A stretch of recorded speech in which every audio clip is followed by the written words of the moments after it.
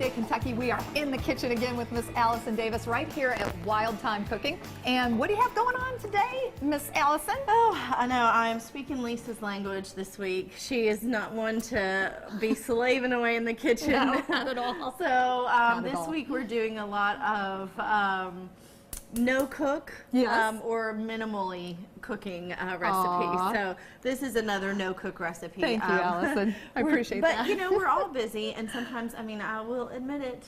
My daughter had just a leftover like pork chop, and we had like popcorn for dinner. Oh my gosh.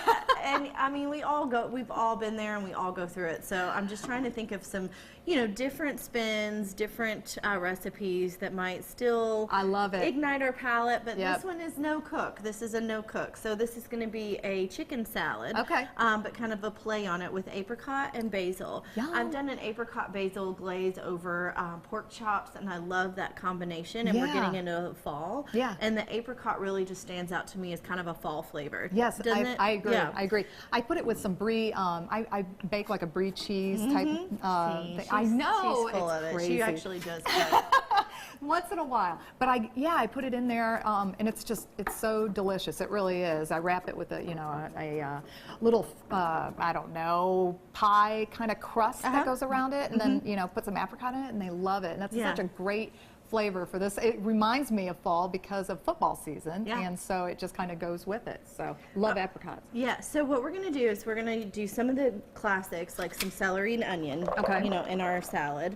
And then we have some slivered almonds. And I know a lot of people, this is definitely optional, so obviously if you have a tree nut allergy, just leave it out. But some of the classic like derby chicken salads and whatnot, you see like those sliced almonds. So I think this will give it a nice like crunch. Okay. Now, I said it was a no cook, but we are using chicken. But you can pick up those rotisserie chickens, and that's what I did, was just have it pulled, and you just reserve it, and you can just, throw it right in. Every time I'm in Kroger, I think of you when I see those rotisserie chickens. You can do so much with them. Yeah, and I mean, seriously. they even have every grocery store has them now, I think. They do. And then there's organic, beautiful chicken. Like, you don't have to be worried about what you're getting as far as the quality of the product. Exactly. All right, so we've got the chicken in there. I've got a little bit of garlic that's going to go in here.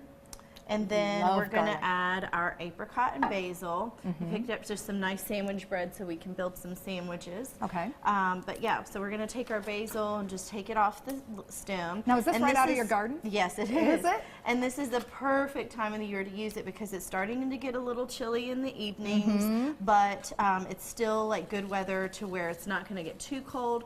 But if it does start to drop, your basil will start to get black and the leaves will start to lose some of their luster. All right.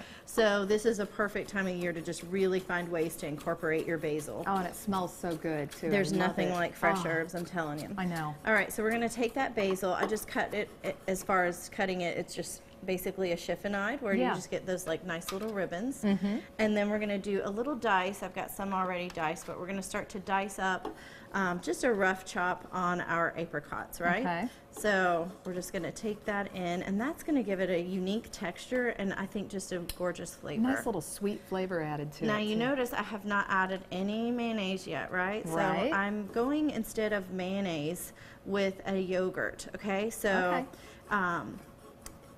it'll be a little lighter and not quite as heavy as like a mayonnaise. Okay. All right. So I've got some just plain Greek yogurt and a little mayonnaise. Personally, I love it, so I'm gonna add just a touch, but plain Greek yogurt. Okay. And then as far as the seasoning, we're gonna go obviously salt and pepper. If anything you learn from me, I know. If anything you learn from me, it's always salt and pepper. Yeah, it's right in the kitchen, right by the oven now. Some fresh citrus, right? Yep. And then I've got a touch of paprika, which is going to give it a nice color. Yeah. And a little bit of like a smoky flavor. So this is like a smoked paprika. Nice. So the colors are beautiful. The flavors, I think, are all there. And if you would, go ahead and just start stirring that together, and then we'll give it a little taste and see if we need to adjust it. So definitely, as you're building this, it doesn't matter what you're doing, build it to your taste. You know, build it to your personal flavor. If you like a little bit of heat, add some cayenne into this or curry. It's really your call. So Allison, it looks fantastic. And for this recipe and many other recipes, head over to our website at WTVQ.com/Midday Kentucky, or you can head over to Allison's website at wildtimecooking.com. We will be right back right after this short break. Looks delicious.